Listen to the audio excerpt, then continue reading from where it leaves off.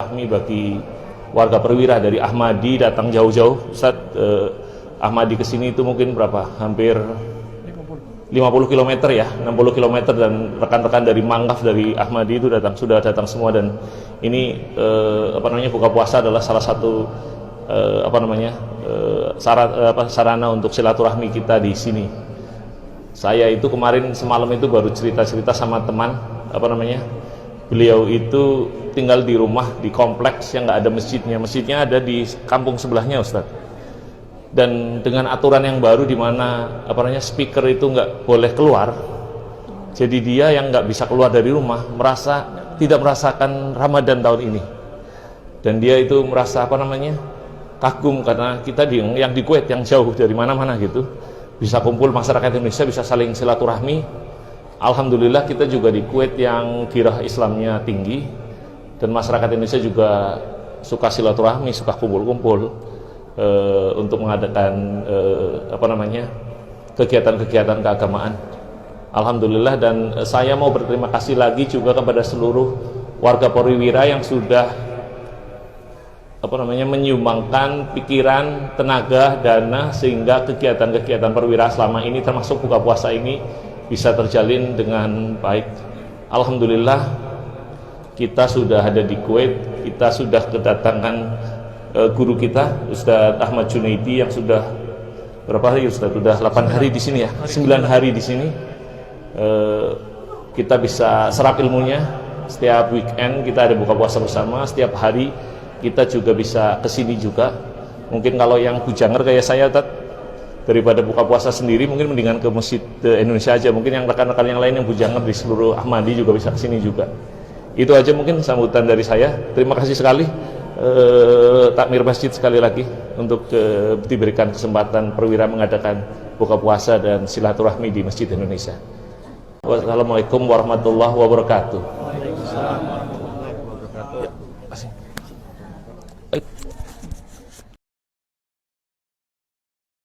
Baik, terima kasih Mas dan rekan-rekan Perwira. Sekali lagi kami dari Takmir Masjid juga mengucapkan terima kasih. Mudah-mudahan apa yang diberikan oleh teman Perwira memberikan kepada Allah Subhanahu wa taala. Untuk selanjutnya lebih hikmat akan mendengarkan pembacaan Al-Qur'an dari salah satu calon hafiz kita. Hari ini gilirannya Mas Rafa bin Alex Syafi'i ya. Ininya duduk. Gimana nih? Ini ya. أعوذ بالله من الشيطان الرجيم لقد صدق الله رسوله الرؤيا بالحق لتدخلن المسجد الحرام إن شاء الله آمنين محلقين رؤوسكم ومقصرين لا تخافون فعلم ما لم تعلموا فجعل من دون ذلك فتحا قريبا هو الذي أرسل رسوله بالهدى ودين الحق ليظهره على الدين كله وكفى بالله شهيدا محمد رسول الله والذين معه أشداء على الكفار رحماء بينهم تراهم ركعا سجدا يبتغون فضلا من الله ورضوانا سيماهم في وجوههم من أثر السجود ذلك مثلهم في التوراة ومثلهم في الإنجيل كزرع أخرج شطأه فآزره فاستغلظ فاستوى على سوقه يعجب الزراع ليغيظ بهم الكفار وعد الله الذين آمنوا وعملوا الصالحات منهم مغفرة وأجرا عظيما صدق الله العظيم.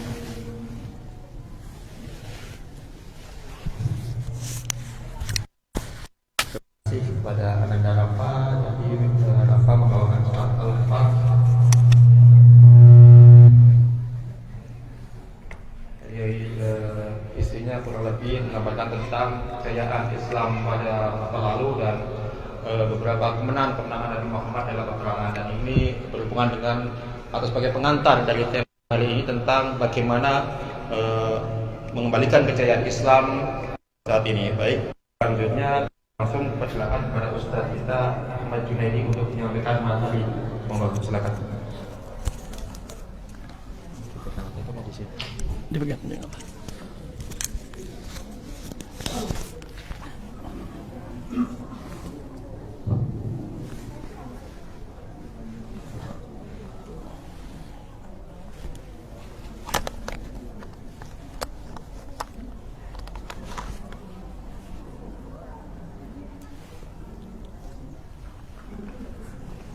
Bismillahirrahmanirrahim. Assalamualaikum warahmatullahi wabarakatuh. Alhamdulillahilladzi jama'ana fi hadzal masjid, Masjid Indonesia fil Kuwait. Nas'alullaha ta'ala kama jama'ani wa iyyakum huna ayajma'ani fi firdausi. Saya bersyukur pada Allah telah mengumpulkan kita di masjid ini, di Masjid Indonesia di Kuwait. Kita dari Indonesia mungkin nggak ada yang kenal, tapi kita berkumpul di sini di masjid ini. Mudah-mudahan Allah nanti kumpulkan kita di surganya. Amin ya rabbal alamin, di firdausnya, surga tertinggi. Wa idza sa'altumullahal jannah fas'alul firdausal a'la. Kata Allah, kalau kalian meminta surga jangan tanggung-tanggung, minta surga tertinggi, yaitu surga firdaus. Mudah-mudahan sekali lagi Bapak Ibu jamaah sekalian nanti kita ya sharing gitu ya. Ini Masya Allah sebenarnya materinya berat sekali dari perwira ini, tapi menurut saya nggak berat kalau kita optimis seperti tadi ayat yang dibacakan ya. Bapak Ibu jamaah rahimakumullah, kita ini sejak zaman Rasulullah pernah memimpin dunia kurang lebih 800 tahun. 800 tahun sampai abad ke-8 itu. 800 tahun. Dan benar-benar tidak mempunyai kendali baru 100 tahun. Ketika Turki Utsmani itu jatuh, Ottoman, 3 Maret 1924, baru kemarin Maret, Pak. Baru 100 tahun, Pak. Jadi kalau dipandang 800, 100, ya mestinya kita jangan minder-minder amat, Pak. Ya, dari 800 tahun kita memegang peradaban dunia ini, baru kurang lebih 100-an tahun kita memang terpinggirkan. Jadi kalau pertanyaannya di sini bagaimana mengembalikan kembali kejayaan Islam yang hilang, kalau berangkat dari pesimis jangan, maksud saya, karena kita baru 100, belum kalah banget kalau dihitung waktunya, Pak. Ya, karena itu judul ini saya kira dari perwira mengingatkan kita semua untuk optimis ya, untuk yakin. Tadi juga ayatnya dibacakan, fathang qoriba, bahwa kemenangan itu dekat. Ya. Saya memulai dengan ungkapan Imam Malik. Imam madhab, ada 4 madhab yang terkenal, Pak ya. Ya. Yang paling tua Imam Abu Hanifah. Imam Abu Hanifah beliau meninggal tahun 150 Hijriah. Ya, kemudian imam yang kedua Imam Malik meninggal tahun 179 Hijriah. Beliau sekaligus gurunya imam kita semua, Imam Syafi'i, yang meninggal 204. Jadi urut, Pak. Imam madhab itu Imam Abu Hanifah meninggal tahun 150, Imam Malik 179, Imam Syafi'i 204, Imam Ahmad 241. Murid dan guru semua ini. Hanya Imam Abu Hanifah yang agak jauh karena beliau di Irak ya. Beliau Imam Malik yang meninggal tahun 179 Hijriah ini mengatakan, berarti masih dekat sebenarnya dengan zaman Nabi ya, belum 200 tahun. Tapi beliau sudah mengatakan, la yasluhu akhiru hadhil ummah illa bima saluha bihi awwaluha. Generasi akhir umat ini ya, kita sekarang, kita secara umum umat Muhammad ini umat terakhir. Sering kita dengar istilah akhir zaman, umat akhir zaman. Dan nabinya juga nabi terakhir, nabi akhir zaman. Beliau bersabda, bu'istu ana wasa'ata kahaten. Sejak saya diutus, jarak dengan kiamat itu seperti ini. Wa asyara bisababati wal wusta. Beliau mengisyaratkan dengan jari telunjuk dan jari tengah, sangat dekat. Sudah berapa tahun? Sekarang kita di tahun 1445. Sudah 1400 tahun lebih, kata Nabi, dekat kiamat itu. Ya berarti dekatnya relatif, Pak. Ya. Tapi karena beliau Nabi terakhir, ya dekat. Nah, cuma dekatnya relatif. Maka kemudian kita kenal istilah tanda kiamat kecil. Itu diutusnya Nabi, tanda kiamat kecil. Kiamat sudah dekat, tapi tanda kecil. Apalagi tanda kiamat kecil apa? Kayaknya baru tadi pagi ya, bangun subuh, sekarang udah sore. Taqarubuz zaman, waktu berjalan begitu cepat. Kayaknya baru kemarin ya Pak Hari berangkat dari Indonesia kerja di Kuwait, baru 17 tahun paling, 19 tahunnya Pak. Baru kemarin. Taqarubuz zaman, waktu kayaknya cepat. Kita belum ngapa-ngapain. Baru mau baca 2 baris udah maghrib. Tanda kiamat kecil, Pak. Ada kemudian tanda kiamat besar. Mudah-mudahan kita nggak ketemu sama kiamat, Pak. Jangan punya cita-cita mau ketemu kiamat. Kata hadis Bukhari, la taqumus sa'at, kiamat tidak akan terjadi illa ala syiraril khalqi, kecuali yang hidup di masa itu adalah makhluk paling bejat. Jadi nggak usah punya cita-cita mau ketemu kiamat, Pak. Ya, kiamat tidak akan terjadi kecuali yang tersisa, karena Nabi akhir zaman nanti, di akhir zaman Nabi Isa turun. Semua yang terkena nafas beliau masuk Islam. Kemudian beliau sebelum diangkat, ya, sebelum diwafatkan, semua nafas yang kena nafas beliau yang beriman tadi meninggal. Ketika sudah tidak ada lagi yang beriman, wa ala haula'i taqumus sa'ah. Ketika sudah tidak ada lagi yang beriman, terjadi kiamat itu, Pak. Jadi berarti kita tidak perlu bercita-cita ketemu kiamat, berarti sudah tidak lagi beriman saat ketemu kiamat. Ya, kita syukuri kita masih hidup di waktu ini. Jadi yang dimaksud dengan kiamat, tanda kiamat besar itu, kalau itu sudah terjadi, berarti sudah sangat-sangat dekat kiamat itu. Munculnya Dajjal. Matahari terbit dari barat. Sudah tidak ada kesempatan lagi untuk bertobat. Ya. Karena itu kita umat akhir zaman sudah dekat dengan kiamat, tapi masih relatif dekatnya, karena masih yang muncul adalah tanda-tanda kiamat kecil. Ya. Nah, kalau sudah muncul satu tanda kiamat besar, itu akan datang tanda-tanda berikutnya, ada yang 7 sampai 10 tanda-tanda itu, maka setelah itu terjadilah kiamat. Saya kira kita tidak perlu berharap ketemu.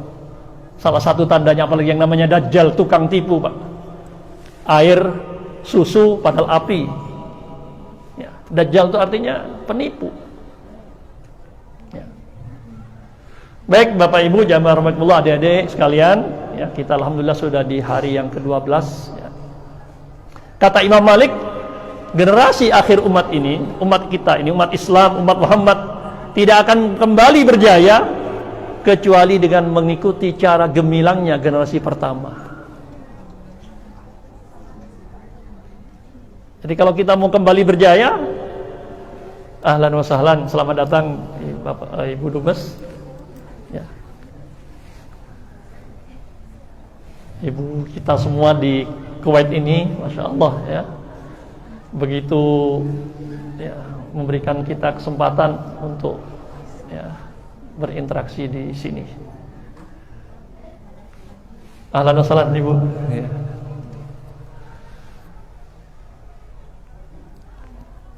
Langsung ya, lanjut ya. Jadi kata beliau, kata Imam Malik yang wafat tahun 179 ini, la yasluhu akhiru hadhil ummah, kita generasi terakhir umat Muhammad ini, generasi yang ada di belakang ini tidak akan kembali berjaya jika kita tidak mampu ya, meneladani, meniru generasi pertama umat ini, yaitu umat Muhammad sallallahu alaihi wasallam, itu dari kalangan generasi sahabat. Ya, jadi nanti ada yang pesimis ya. Ya. Itu kan mereka gurunya Nabi ya. Ya. Kiainya gurunya Nabi, pantaslah jadi generasi terbaik. Kalau kita gurunya siapa? Gurunya Junaidi, bukan Nabi. Ya. Nggak mungkin dong kita meniru mereka. gurunya saja beda.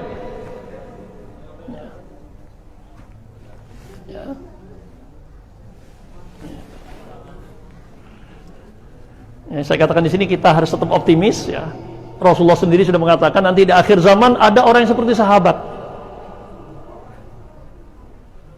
Ya, istiqomahnya, keteladanannya itu ada seperti sahabat. Bahkan kata beliau, ajruna khamsina minas sahabah. Kalau kita bisa istiqomah di akhir zaman ini sama dengan pahala 50 orang sahabat. Sampai sahabat kita mendengar hadis itu bertanya, minna wala minhum ya Rasulullah. Dari kalangan kami sahabat atau dari kalangan mereka? Enggak, minkum, dari kalangan sahabat. Kita tahu sahabat itu kan luar biasa. Tapi orang yang istiqamah di akhir zaman sama dengan nilainya 50 sahabat. Dalam riwayat lagi istilahnya kal qabidi 'alal jamar. Ya. Yang istiqamah mencoba terus meniru Rasulullah dan para sahabatnya di akhir zaman ini seperti orang yang memegang bara api.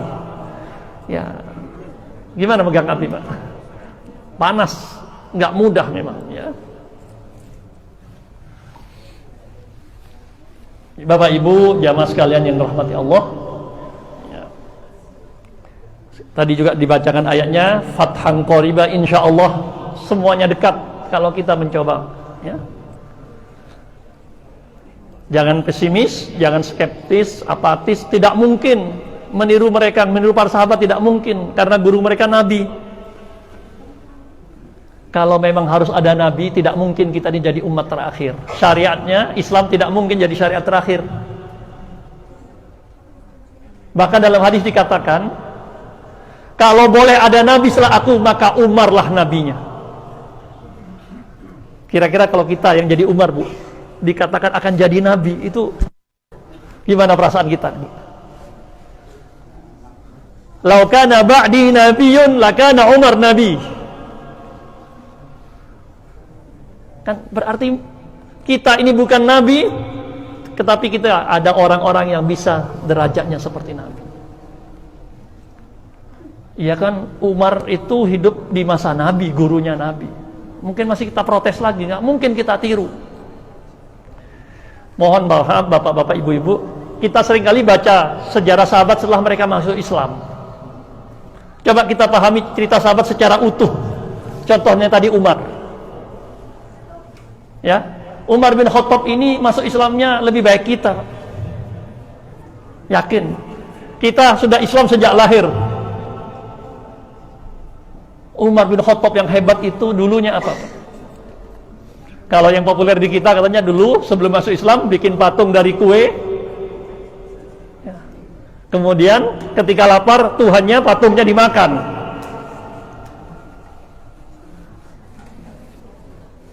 Suka tertawa sendiri setelah masuk Islam, yaitu menertawakan katanya makan Tuhannya dimakan yang dibuat. Suka nangis sendiri kalau ingat dulu waktu masih jahiliyah sebelum masuk Islam. Ya, suka bunuh, ya, anak perempuan dibunuh. Bahkan ada riwayat menyebutkan bagaimana bejatnya dulu. Menyiksa budak dari pagi sampai sore, berhenti bukan karena capek, berhenti bukan karena kasihan, berhenti menyiksa karena bosan. Jadi bosan dari nyiksa. Jadi kalau lihat masa lalu mereka, sahabat-sahabat itu bidayatuna khairuh, lebih baik start kita daripada mereka. Jadi Umar bin Khattab ini 13 tahun lebih muda dari Rasulullah. Ketika Rasulullah jadi Nabi umur 40, usia beliau berarti 27 tahun. Itu masih kafir, masih nyiksa orang, bahkan ingin membunuh Nabi. Dengan takdir Allah di tengah jalan bertemu dengan seorang sahabat, kamu mau kemana? Saya mau bunuh Muhammad. Ngapain bunuh Muhammad? Itu loh, adik kamu sama ipar kamu sudah pulang ke rumah. Adik kamu dan ipar kamu sudah masuk Islam. Akhirnya Umar yang tadi mau membunuh Rasulullah pulang ke rumahnya. Adiknya sedang membaca surat Thaha, kemudian tunduk hatinya dan masuk Islam. Ya, Di usia berapa Bapak? Jadi Rasulullah usia 27 tahun jadi Nabi, beliau Umar baru usia 27. 6 tahun berikutnya baru masuk Islam, usia 33 tahun. Beliau meninggal usia 63 tahun, berarti separuh hidupnya 33 tahun kafir, 33 tahun Islam. Jadi kalau melihat statnya, bagus kita Pak, jauh bagus kita Ibu. Kita dari kecil sudah Islam, kita dari kecil sudah Muslim. Umar bejat dulu Pak, nyiksa orang. Jadi Bapak Ibu rahimakumullah, tentu kita tidak perlu pesimis. Kalau kita membaca sejarah sahabat, siapa lagi Pak? Yang terkenal Abu Dzar Al-Ghifari. Abu Dzar Al-Ghifari, namanya Jundub bin Junadah. Ini kampung preman Ghifar, sukunya suku Ghifar Bu. Satu kampung ini dikenal suku kampung preman.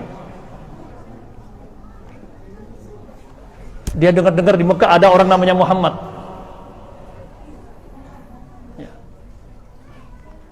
Setiap kali mau ke Mekah oleh teman-temannya, oleh penduduk Ghifar ini dihalang-halangi, jangan ke Mekah, jangan temui, kalaupun ke Mekah kamu jangan temui orang namanya Muhammad. Orang dilarang malah penasaran. Akhirnya dia ke Mekah mencari tahu di mana orang namanya Muhammad Pak. Ketemu, dialog, masuk Islam, pulang kampungnya apa Pak? Baru masuk Islam, belum doktor, belum master, belum apa, belum punya modal banyak Bu, tapi modal semangat. Pulang ke kampungnya, ke suku Ghifar, satu kampung masuk Islam. Satu kampung yang tadinya preman masuk Islam Pak. Berapa pahalanya Pak?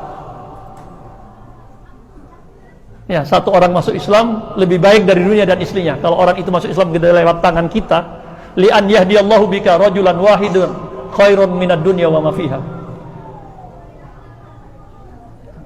Ini satu kampung masuk Islam Pak. Ya. Yang kita dengar memang bersih sejak awal hanya Abu Bakar, tidak pernah sujud juga kepada patung. Tapi sahabat-sahabat yang lain juga punya masa lalu.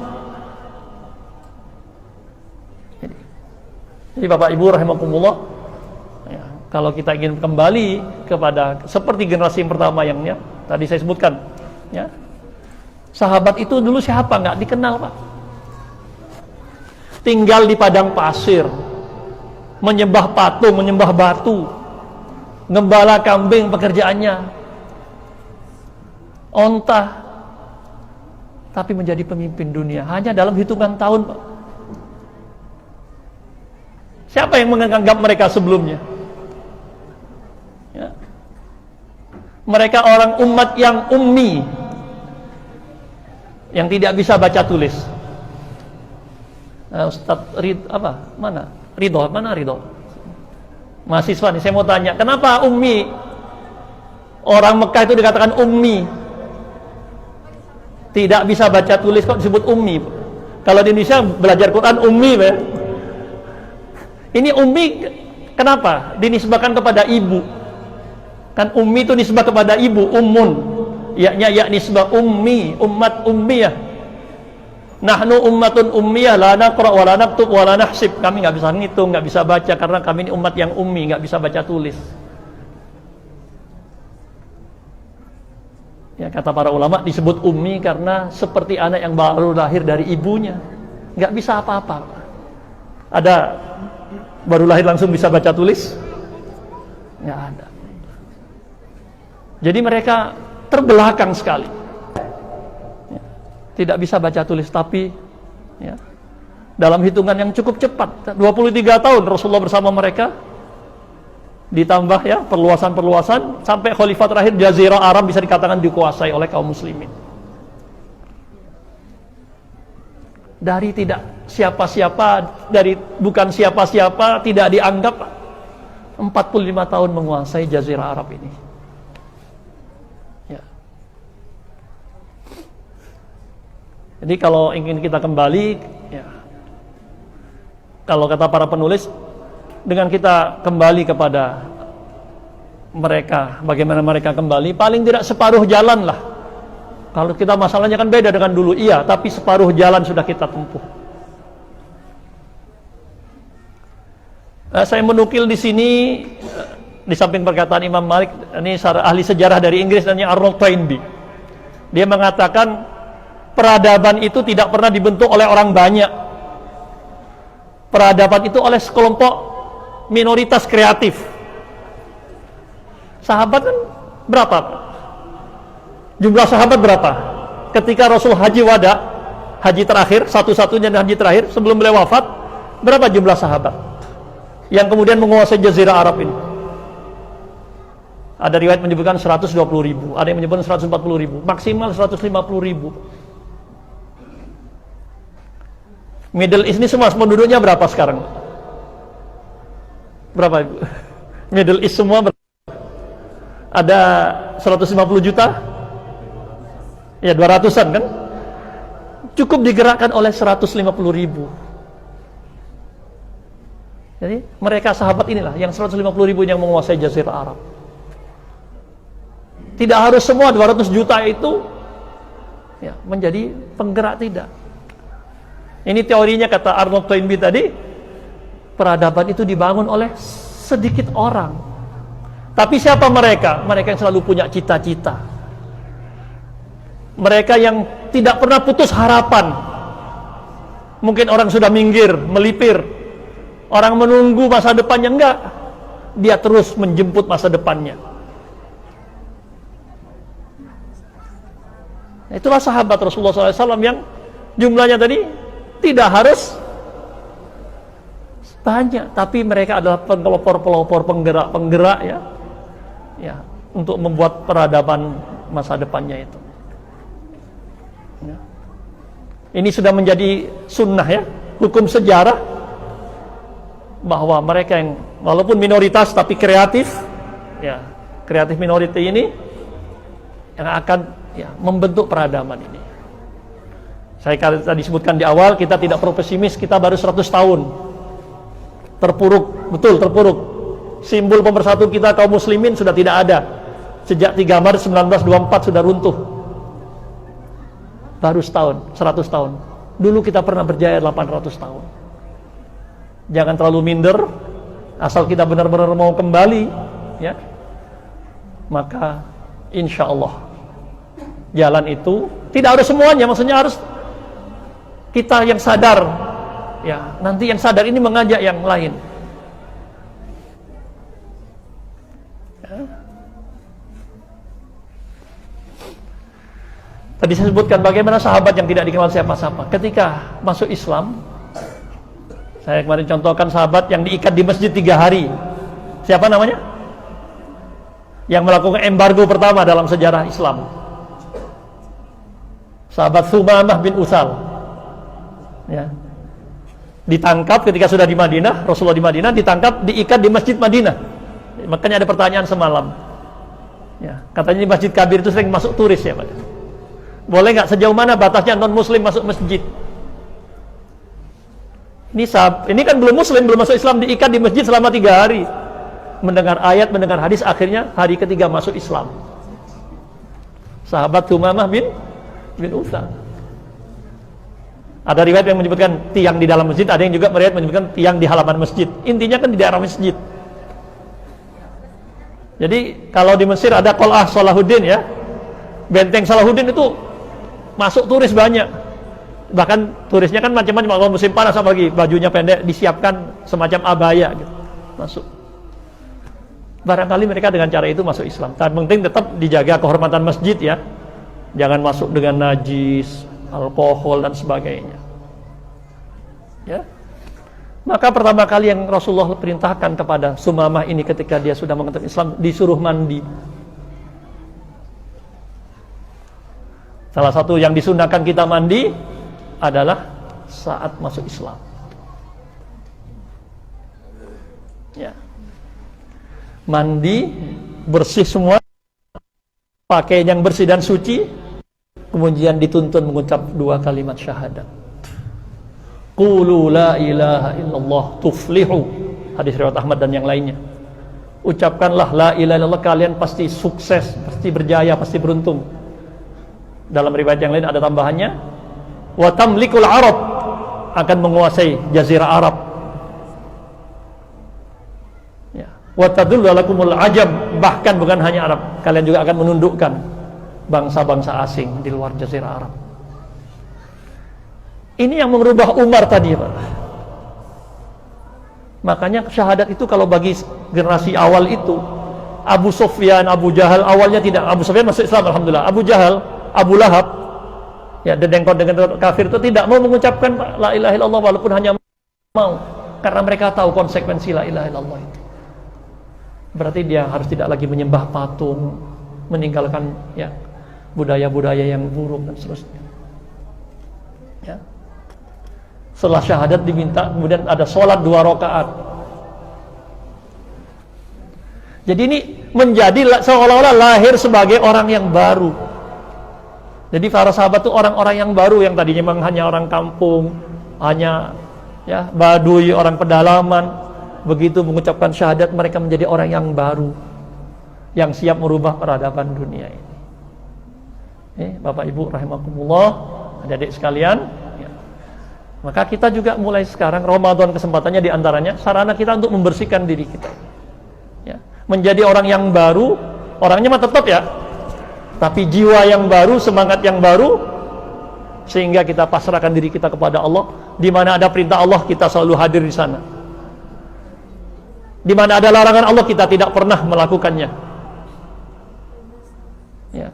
Itu yang kemudian kita nanti harapannya di bulan kita menjadi orang-orang yang bertakwa tadi, melaksanakan perintah Allah, meninggalkan larangan Allah. Ya, di bulan ini ya, insya Allah tidak berat ya, karena kita dalam suasana yang ya bersama-sama ini, Pak. Ini salah satu makanya kenapa para ulama mengatakan tarawih itu syiar. Waktu Covid kemarin pun tetap harus ada sholat tarawih di masjid itu. Masjidil Haram Madinah kan tetap ada walaupun hanya untuk pegawai. Jangan sampai kosong, karena itu syiar. Syiar itu ditonjolkan, bukan disembunyikan.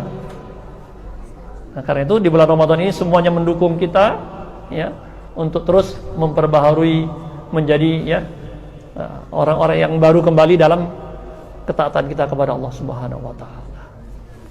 Ini slide terakhir sudah ya. Apalagi kita di bulan Ramadan ini dikenal dengan bulan Quran, dan inilah yang membuat mereka para sahabat itu berubah adalah Quran. Bahasanya mereka adalah generasi Quran yang unggul dan unik, jailun Quraniyun farid ya. Bahkan Allah dalam surat Ar-Rahman yang kita hafal semua ya, Allah mendahulukan nikmat Al-Quran daripada nikmat penciptaan itu sendiri. Ar-Rahman 'allamal Quran baru khalaqal insan. Jadi nikmat Quran mendahului nikmat penciptaan lahirnya manusia itu. Kalau tanpa Quran, ya tanpa petunjuk Quran, ya kita hanya jadi manusia yang tanpa arah. Maka dengan Quran ini lahirlah generasi terbaik, generasi sahabat tadi yang bukan diakui oleh orang teman, tapi diakui oleh musuh. Salah satunya kalau tidak salah Abu Jahal mengatakan, "Ma ra'aitu ahadan yuhibbu ahadan ka hubbi ashabi Muhammadin Muhammadan." Ma ra'aitu ahadan. Saya belum pernah melihat seseorang, sebuah komunitas yuhibbu ahadan, mencintai seseorang, nabinya, Nabi Muhammad SAW, ka hubbi ashabi Muhammadin, seperti cintanya para sahabat Nabi Muhammadan kepada Nabi Muhammad SAW. Jadi ini pengakuan, kalau pengakuan musuh itu biasanya jujur ya. Kalau pengakuan teman mungkin ya ada basa-basinya, Pak. Jadi komunitas yang pernah ada terbaik ada komunitas sahabat, dan ini bukan hanya diakui oleh orang Islam tapi oleh orang-orang kafir. Belum pernah ada satu komunitas ya yang mencintai pemimpinnya, mencintai gurunya ya, seperti cintanya sahabat kepada Nabi SAW. Ya, ma ra'aitu ahadan yuhibbu ahadan ka hubbi ashabi Muhammadin Muhammadan. Tidak ada. Ya, mari kita ya momen Ramadan ini sekali lagi Bapak Ibu ya, kita jadikan kesempatan kita semua untuk ya meningkatkan juga kecintaan kita kepada Al-Qur'an ya, yang akan merubah insyaallah Makanya istilahnya mereka para sahabat itu at-talaqqi litanfid, mendapatkan Quran siap dilaksanakan, pribadi-pribadi yang eksekutif. Ya, eksekutif kan eksekutor ya, melaksanakan, aplikatif. Kata Ibnu Mas'ud, kami kalau ngapal nggak banyak-banyak, kalau baca nggak banyak-banyak, 10 ayat kami baca, kami hafal, nggak pindah ke ayat lainnya sebelum kami benar-benar mengamalkannya. Ya, ini ya 5 ayat, 10 ayat kita hafal, kita baca, pahami, nggak buru-buru pindah kecuali kami benar-benar mengamalkannya. Mudah-mudahan sekali lagi, ini karena waktu kita sudah mepet ya, untuk persiapan berbuka, mungkin nanti setelah tarawih bisa kita lanjutkan juga diskusinya. Ya, beberapa hari ini kita biasanya begini ya, stop, sholat, berbuka, kemudian nanti insya Allah setelah tarawih kita lanjutkan diskusinya. Jazakumullah khairan ala husni istima'ikum wa insatikum. Terima kasih atas perhatiannya. Saya kembalikan kepada Mas Nanang ya. Mudah-mudahan yang sedikit ini kembali menguatkan iman Islam kita. Wal afu minkum. Assalamualaikum warahmatullahi wabarakatuh.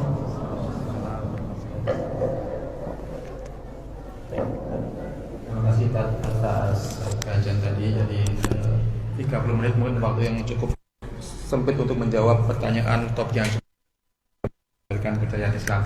Tapi setidaknya tadi ada satu quote di awal yang mungkin bisa kita amalkan, gimana generasi umat ini tidak akan berjaya kecuali mengikuti gemilangnya generasi pertama atau generasi para sahabat.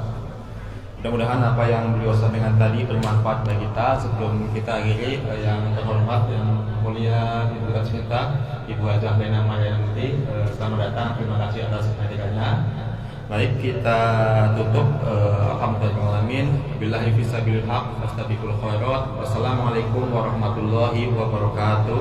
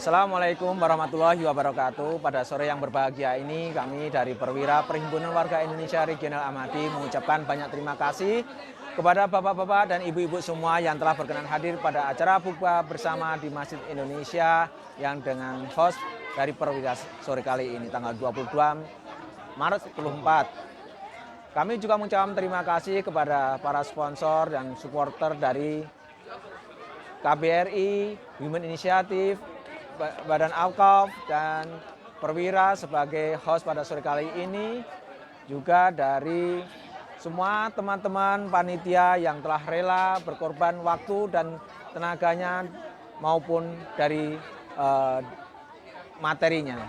Kami sangat mengucapkan terima kasih dan sangat berbahagia karena pada kesempatan kali ini kita banyak yang bisa hadir. Jika ada kekurangan dari kami panitia dan maupun dari host dari Perwira, kami mohon maaf yang sebesar-besarnya. Mudah-mudahan tali silaturahmi ini, persaudaraan kita ini menjalin ukhuwah yang bisa berkesinambungan untuk sampai di akhirat nanti kita bertemu lagi di surganya nanti. Kami Sekali lagi banyak mengucapkan terima kasih. Jika ada kekurangan, kami mohon maaf. Billahi taufik wal hidayah. Assalamualaikum warahmatullahi wabarakatuh.